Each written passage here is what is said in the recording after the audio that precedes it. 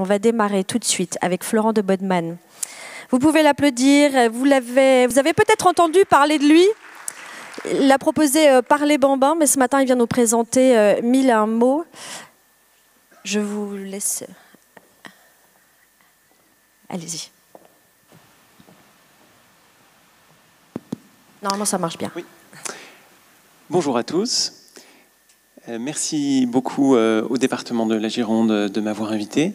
Je suis très heureux d'être là. Et donc, moi, je vais vous parler en effet de petite enfance. Mais d'abord, je voudrais vous dire un mot sur mon parcours et pourquoi j'en suis arrivé à travailler sur la petite enfance. Moi, ça fait depuis que je suis adolescent que je me suis impliqué bénévolement d'abord sur les questions de lutte contre la pauvreté et d'éducation. Et puis ensuite, j'ai eu envie de travailler sur ces questions au sein de l'État.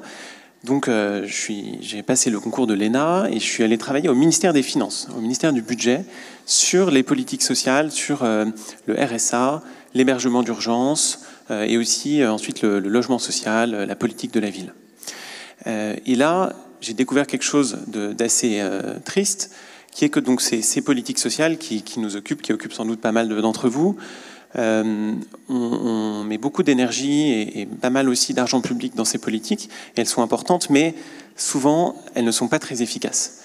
Le RSA, par exemple, on sait qu'il y a moins de 10% des bénéficiaires du RSA qui retrouvent un emploi chaque année. Ça m'a beaucoup marqué personnellement de comprendre ça. Et dans le même temps, je travaillais aussi sur les budgets de la petite enfance et des crèches au ministère. J'ai découvert des études scientifiques qui montrent que les crèches, la petite enfance, peut avoir un impact formidable sur les chances de réussite scolaire ultérieure des enfants. Et donc j'ai découvert que par opposition à ces politiques sociales où on essaye de réparer les difficultés, donc le RSA ou l'hébergement d'urgence, eh bien, par opposition à ces politiques de réparation des difficultés sociales, il y a des politiques de prévention, donc des projets qui essayent vraiment d'éviter les problèmes en intervenant dès les premières années de la vie de l'enfant et qui peuvent être beaucoup plus efficaces. Et je me suis passionné pour la petite enfance. Donc je suis allé beaucoup visiter des crèches, monter des projets avec des puéricultrices, des crèches. Et ça m'a tellement passionné que donc après 5 ans à Bercy, j'ai quitté le ministère il y a 2 ans pour aller donc développer des projets dans la petite enfance. Donc souvent les gens sont un petit peu étonnés, me disent mais comment est-ce qu'on passe du ministère des Finances aux crèches et à la petite enfance? Donc pour moi le lien c'était chercher la meilleure solution contre la pauvreté. Et donc qu'est-ce que nous faisons concrètement? Notre point de départ c'est donc les problèmes de notre système éducatif qui est donc que à la fin du primaire, peut-être vous savez qu'il y a 40% des enfants en France qui ont des lacunes graves en lecture ou en mathématiques. Donc ça veut dire des enfants qui ne savent pas bien lire, ne savent pas bien compter et qui du coup rentrent au collège mal armés pour réussir leur scolarité et donc qui ont de forts risques d'échec scolaire et ensuite de chômage. Et donc l'explication de ces difficultés scolaires, de cet échec collectif, quand même, il faut bien le dire, souvent on la cherche, par exemple, dans les premières années de l'école, en maternelle ou au CP. Nous, notre idée, c'est qu'il faut intervenir avant l'école si on veut vraiment prévenir ces difficultés scolaires. Et un autre chiffre marquant des études scientifiques, on sait qu'à l'âge de 3 ans, quand les enfants rentrent en maternelle, eh bien, il y a déjà un écart de vocabulaire selon le milieu social des enfants, qui est très fort. Les enfants des familles les plus favorisées, ils maîtrisent en moyenne 1000 mots de vocabulaire quand ils rentrent en maternelle à 3 ans, alors que les enfants des familles défavorisées, en moyenne, ils maîtrisent 500 mots. Donc, à 3 ans, avant même le début de l'école, il y a déjà 2 fois plus de mots de vocabulaire maîtrisés par les enfants des familles favorisées. Et on sait que ça détermine beaucoup ensuite leur chance donc, d'apprendre à lire et de réussir à l'école.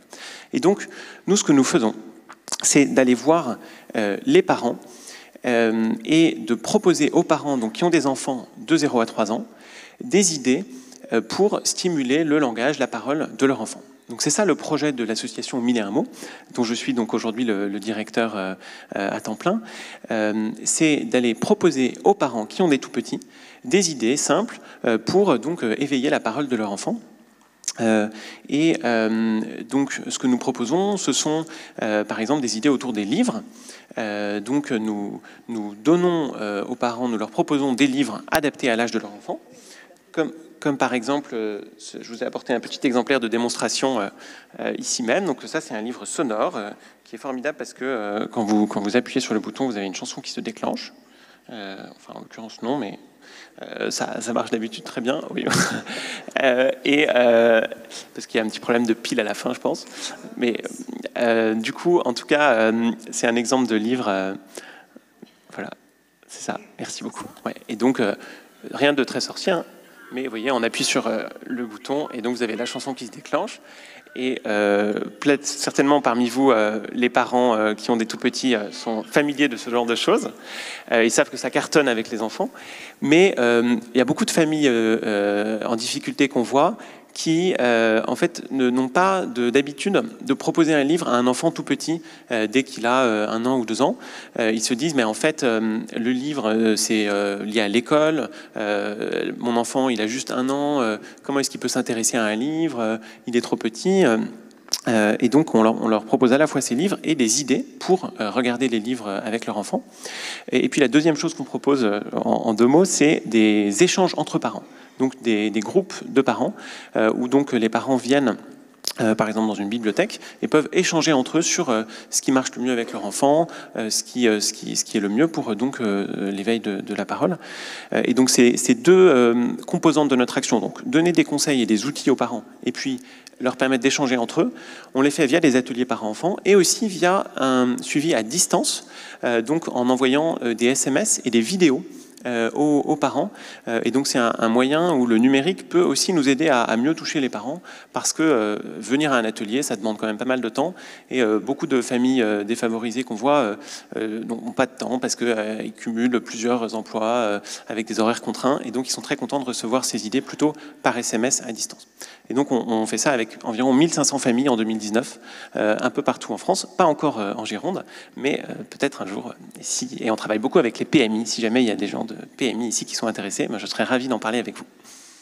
Alors, y a-t-il des gens de PMI ici? Y a-t-il des questions dans la salle? Une petite question pour commencer. Je ne vois pas. Main levée. Bon, expliquez-nous alors comment ça se passe, ces outils numériques. On va peut-être également un petit peu parler ce matin de la fracture numérique. Comment est-ce qu'on fait pour justement, on ne sait pas trop s'en servir, on n'est pas habitué à regarder un tuto, comment on fait? Bien sûr. Donc déjà, pourquoi est-ce qu'on est allé vers un programme de suivi numérique alors qu'on parle d'un sujet, la petite enfance, qui est un sujet vraiment très humain, où on est convaincu qu'il faut des échanges humains. Enfin, d'abord, il faut de l'échange entre le parent et l'enfant. C'est pas avec un smartphone que l'enfant va s'éveiller. Et puis, il faut des discussions physiques. Donc, pourquoi du numérique là-dedans?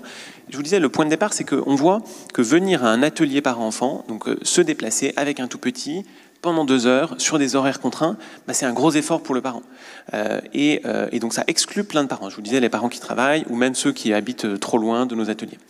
Et donc l'intérêt formidable du numérique, c'est que le parent, il va pouvoir regarder ses conseils, par exemple ses vidéos, à l'heure qui est le plus pratique pour lui. Par exemple, il nous dit, j'ai 1 heure de transport en bus pour aller à mon boulot, donc là, dans le bus, j'ai le temps, ou bien le soir, à 22 heures, quand mes enfants sont couchés, etc.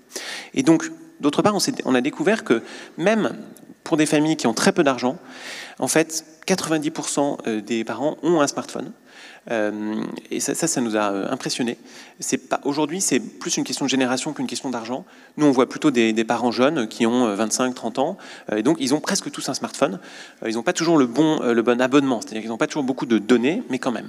Et donc, ils savent tous regarder une vidéo. En fait, même si, par exemple, on a une maman qui vient du Mali, qui a arrêté l'école à 15 ans, en fait, WhatsApp, YouTube, c'est son quotidien et c'est un langage qui lui parle beaucoup. Et donc, regarder une vidéo comme ça de 1 minute 30 sur comment regarder un livre avec son enfant, c'est une très bonne façon de la toucher. Alors, en fait, là, vous me donnez vraiment envie de savoir ce qu'il y a dans ces vidéos. Une petite minute 30, là, dites-nous, qu'est-ce qu'on peut découvrir? Donc nous, on propose des idées sur les livres, aussi sur des jeux éducatifs très simples, et aussi sur des chansons. Donc plein de choses très concrètes. En gros, nous, on a beaucoup de contenu scientifique le point de départ de nos projets, c'est aussi ça, c'est de dire, aujourd'hui, les sciences cognitives, les neurosciences, elles nous disent beaucoup de choses sur ce qui marche vraiment pour éveiller la parole de l'enfant.